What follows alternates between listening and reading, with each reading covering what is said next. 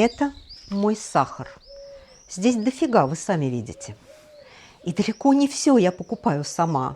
Мои друзья любят дарить мне шоколадки, и это настоящее бедствие. Здравствуйте, меня зовут Ирина, мне 60, и я обожаю добавленный сахар. Причем фрукты и даже сухофрукты совершенно мне его не заменяют. С точки зрения моего мозга это разная еда. С его точки зрения кофе без конфетки – это кофеин на ветер, а ужин без десерта – жизнь не имеет смысла. И если бы я продолжала есть это в таких количествах, мне не удалось бы сбросить уже почти 10 килограммов.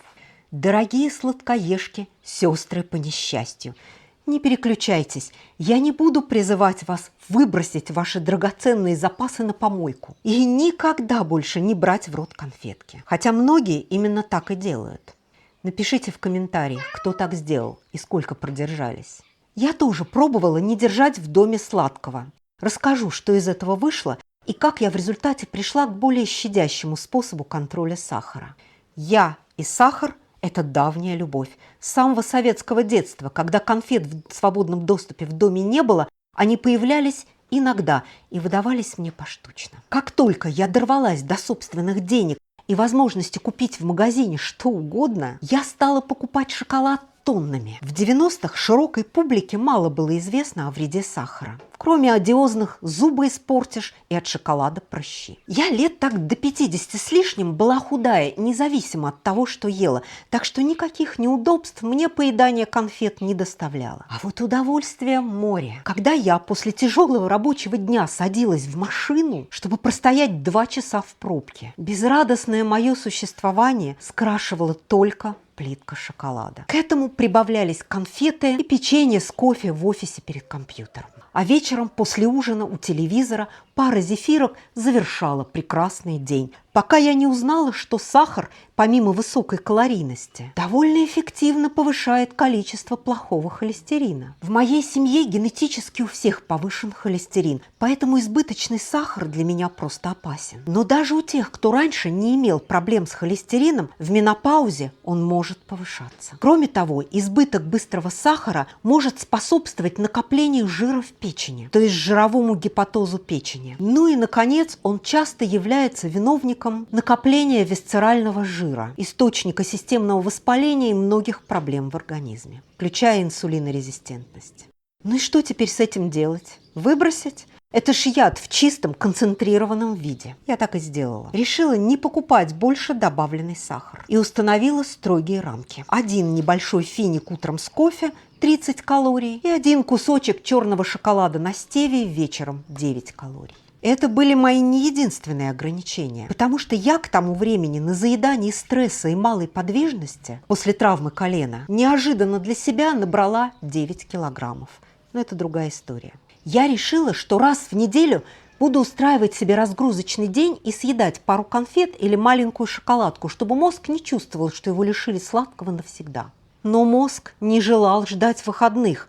Каждый раз после обеда или ужина он спрашивал, потирая руки: «Ну что, по шоколадке?» В интернете я читала, что сахарной зависимости не бывает. Это не зависимость, а просто лень. Ешьте больше белка, и вам не захочется сладкого. Ага, сейчас. Белок помогает наесться и не перехватывать куски между приемом пищи. Но он не помогает от тяги к сладкому. Химической зависимости, как от алкоголя, действительно не бывает. Природа сахарной зависимости другая. Прежде всего, в нашей тяге к сладкому виновато наше умение обучаться на опыте. Сначала мы, как собачки Павлова, получаем условный рефлекс. Завтрак, кофе, шоколадка. Обед – сладкая булочка. Ужин – десерт. У нас в мозге есть система вознаграждения. Это система, которая связывает события и результат и заставляет нас автоматически совершать или избегать определенных действий, которые в прошлом приводили, соответственно, к положительным или негативным результатам. Каждый из нас когда-то начинал совершенно иррационально избегать определенного продукта, если случайно им один раз отравился. И если эта связка подкрепляется раз за разом, пообедали, съели десерт, получили удовольствие, то такая последовательность входит в привычку. Система вознаграждения привыкает, связывает приятный результат с обедом и заранее предвкушает удовольствие удовольствие. За предвкушение и мотивацию повторить приятное действие отвечает дофаминовая система. Мозг ведет себя как глист из старого детского анекдота. Помните? Который выглянул с вопросом «А булочка?». Поставьте лайк, если вам интересно. Моя система вознаграждения радуется, когда их много. Я боролась за то, чтобы эту связь в мозге разорвать и сформировать новую привычку. Обед без десерта, завтрак и ужин один финик, выходные маленькая шоколадка. Мне удавалось с переменным успехом делать это почти год. Мозг не желал сдаваться и ждал свое сладкое вознаграждение. А все потому, что я не предлагала ему ничего взамен. Иногда я срывалась. Мукой были походы в супермаркет. Чаще всего я набирала полтележки конфет и потом, бродя между полками, складывая в корзину полезную еду, уговаривала себя не ломать все то, чего я успела добиться. Напоминала мозгу, что осталось 3 дня до того, как он получит свою воскресную награду. Чаще всего мне удавалось договориться с мучителем и с сожалением сложить все обратно на полку. Я держалась на силе воли. А на ней невозможно держаться до бесконечности. Очередной стресс и срыв, переезд, неустроенность, вес вернулся. В общем, полный отказ для меня не сработал. Когда я не влезала уже ни в какую свою одежду, обреченно покупала все больший размер и обрезала себя почти по шею на фотографиях, я задумалась о том, чтобы попробовать еще раз. Зная себя, я не стала отказывать себе в сладком. Просто сложила все в этот пакет и унесла его в подвал, чтобы он не мозолил мне глаза. Но при желании я могу спуститься и достать оттуда шоколадку. С вечера я отмеряю себе ежедневную порцию конфет на утро с кофе и ставлю на обеденный стол. Это инструкция мозгу. Мы съедаем только то, что в этой маленькой розетке. При желании я могу разделить эту порцию на 2-3 приема, либо съесть сразу. Чаще, конечно, получается сразу. Порцию сладкого я уменьшала постепенно, приучая мозг к уменьшению дозы. Если мозг требует добавки,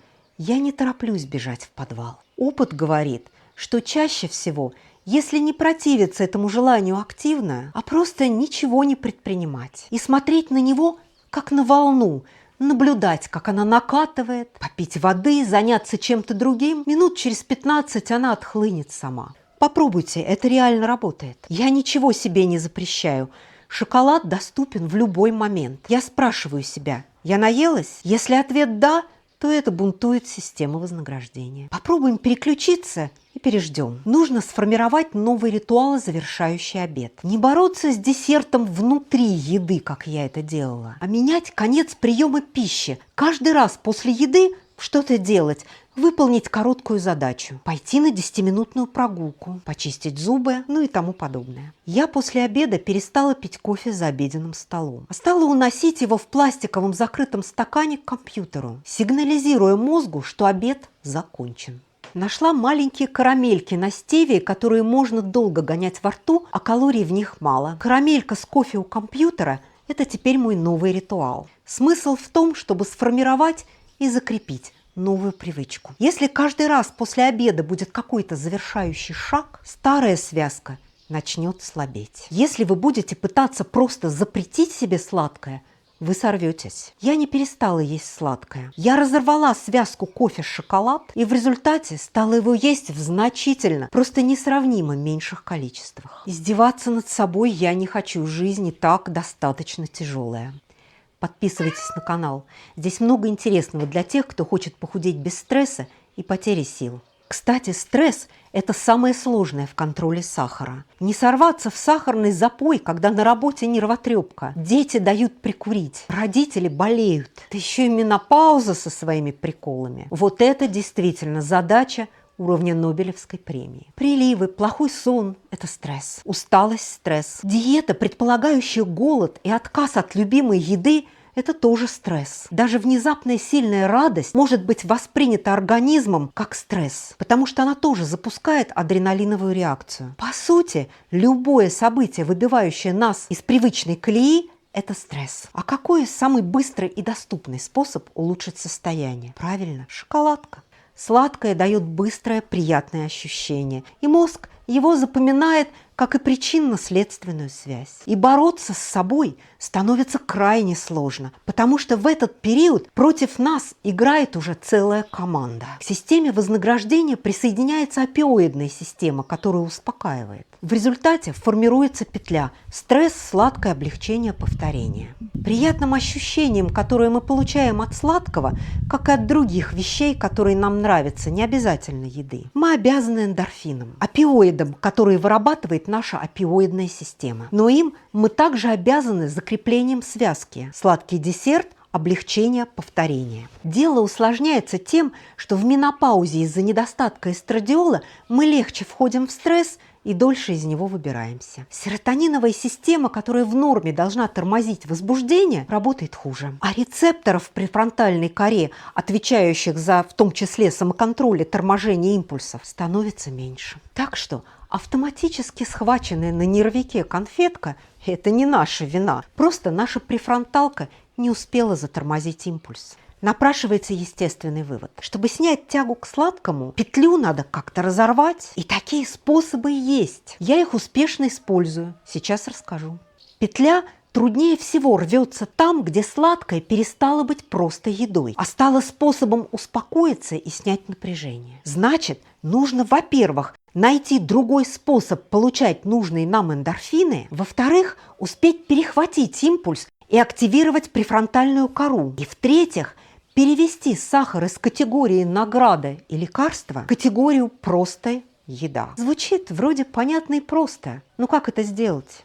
Подумайте, что доставляет вам удовольствие, не один же сахар. Давайте поищем новый источник эндорфинов. После чего вы чувствуете себя обычно бодрее? Что поднимает настроение? Может, у вас есть любимое хобби? Прямо сядьте в спокойный момент и список составьте. Что может заменить вам сладкое при стрессе? На что вы можете быстро переключиться? Но будьте осторожны, потому что однажды у меня сахар незаметно стал частью связки с другим удовольствием. Я заходила в ТЦ что-нибудь купить, чтобы порадовать себя. И обязательно садилась в кафе съесть чашку шоколада. Это стало ритуалом как-то совершенно незаметно для меня. У меня есть два способа отвлечься и успокоиться. Интенсивная тренировка или быстрая ходьба, от этого расслабляются мышцы и уходит напряжение. После спорта мне никогда не хочется сладкого. При стрессе у нас всегда напряжены мышцы, особенно в области воротниковой зоны. Мой второй способ – утонуть в каком-нибудь увлекательном сериале. Раньше я еще бралась за спицы, но я уже давно не вяжу. Еще хорошо мой шопоголизм помогал, но это тоже в прошлом. Может быть, вам помогут дыхательные упражнения. Чтобы подавить импульс, я взяла за правило не бежать в подвал сразу. У меня нет сладкого на расстоянии вытянутой руки. Чтобы его добыть, мне нужно спуститься по лестнице. Сделайте свои конфеты тоже менее доступными для себя. Вместо этого я беру лист бумаги, а иногда просто в голове, пытаюсь понять, почему мне хочется сладкого, осознать свою эмоцию, артикулировать ее. Задайте себе вопрос: я голодная? Мне грустно, тревожно, одиноко, скучно, я устала. Что я чувствую? Что означает для меня сейчас конфета? Ответьте себе честно. Это активирует вашу префронтальную кору. Понаблюдайте за волной, которая накатывает. Невыносимо хочется шоколада немедленно и понемногу отходит. Попейте воды, займитесь тем, что дает вам эндорфины из списка. Отвлекитесь, уйдите в другую комнату. Формируйте новую связку. Если вы заранее подготовите план, включится не импульс, а заготовленный сценарий. Поделитесь этим видео с теми, кто борется с сахарной зависимостью. Не привязывайте сладкое к стрессу, усталости, скуке, кофе или другому удовольствию. Единственное, к чему оно должно быть привязано, это ваш план. По плану у вас конфетка утром или вечером, это не важно, или десерт один раз в неделю. Значит, это единственная конфетка, которую можно с вечера положить на стол. Мозг любит инструкции. Мы говорили об этом в видео «Как справиться с тревожностью». Сладкое должно просто стать частью обычного меню, о котором вы думаете только когда едите. Морковка же не занимает ваши мысли в течение дня. Именно поэтому я противник полного отказа от сахара. Потому что в этом случае сахар перестает быть обычным продуктом. Он наделяется значимостью и харизмой, хотя и отрицательной. А следовательно, чем-то, о чем надо думать, с чем надо активно бороться, контролировать, уделять внимание.